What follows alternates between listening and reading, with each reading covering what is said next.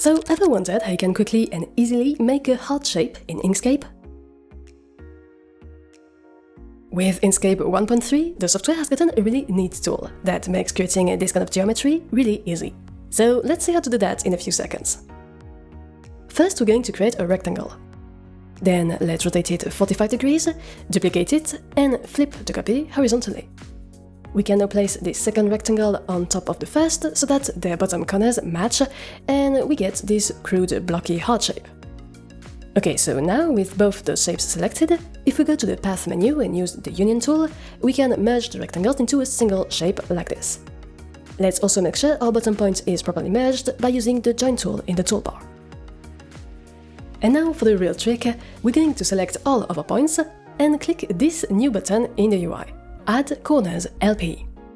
Basically, this gives us rounding handles on each vertex that was selected that allow us to round each of our shape angles independently. For example, we can select all of the top points, except the one in the middle, and then drag one of the handles to instantly curve our top angles and get our heart design. And of course, we can also do the same on a single point, like the one at the bottom, to soften our global shape. Oh, and by the way, if you're actually a game maker who's working in Godot, and you want to learn how to include this type of 2D element inside a 3D scene, for example to make a health bar, then you might want to check out this previous quick tutorial I made on that topic.